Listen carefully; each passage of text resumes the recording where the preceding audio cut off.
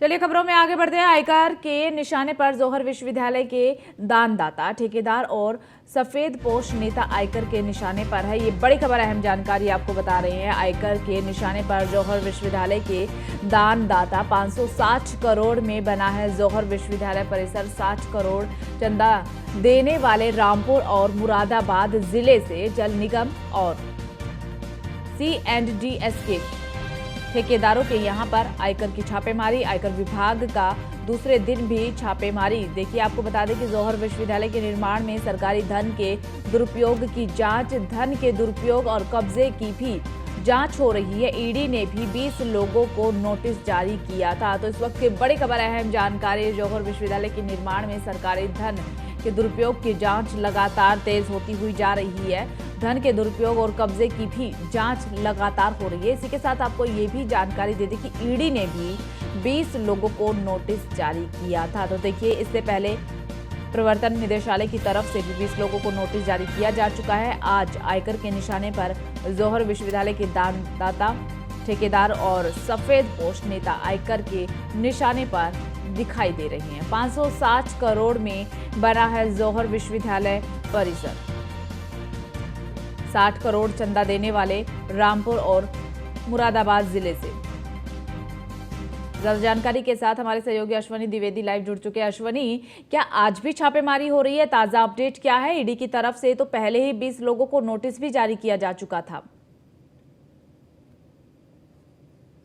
बिल्कुल बताने आपको, जौहर विश्वविद्यालय को लेकर के लगातार सरगर्मियां तेज होती जा रही हैं, उसकी जांचें हो रही हैं, जांचों में नई नई परत खुल रही हैं। जौहर विश्वविद्यालय जो बनकर तैयार हुआ, उसकी कीमत लगभग 560 करोड़ की लागत से बना। उसके बाद कहीं ना कहीं तमाम जांचें हुई, जांचों में सामने आया कि किस तरीके से बेतहासा चंदा दिया गया। और चंदा जिन लोगों ने दिया वो या तो सरकारी कर्मचारी रहे हैं या सफेद पोस्ट रहे हैं। तो ऐसे में कहीं ना कहीं आयकर अब जो है अलर्ट हो गया। आयकर विभाग लगातार छापेमारी कर रहा है, लगातार पूछताछ कर रहा है। ईडी भी अपना काम कर रही है। ईडी भी ने 20 लोगों को जो है नोटिस दिया है। जल निगम और साथ ही साथ C&DS के तमाम जो ठेकेदार और इंजीनियर्स हैं, उनके यहाँ छापेमारी हो रही है। निश्चित तौर पर ऐसे में कहीं ना कहीं जो सबसे बड़ा सवाल ये है कि इतना बड़ा जो रकम थी, इतनी बड़ी, वो कहाँ से आई, कौन किन किन लोगों ने दी। सबसे बड़ी बात है, रामपुर और मुरादाबाद 2 जिले ऐसे हैं जहां के लोगों ने 60 करोड़ चंदा दे दिया। सोचिए किस तरीके से बंदरबाट किया गया, क्योंकि जिस समय जौहर विश्वविद्यालय बन रहा था उस समय उत्तर प्रदेश में सपा सरकार थी। तो कहीं ना कहीं जो आजम खां था, उनका जलवा बुलंदी पर था।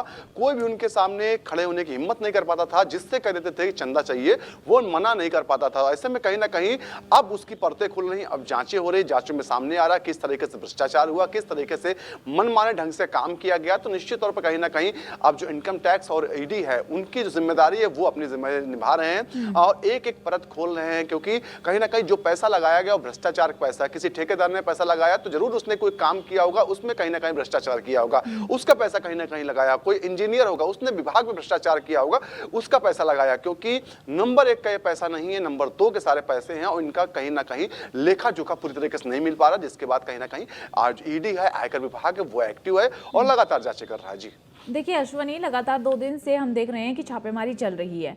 आपके इनपुट्स क्या कह रहे हैं? क्या इस छापेमारी के दौरान क्या कुछ बरामद छापेमारी के दौरान हुआ है?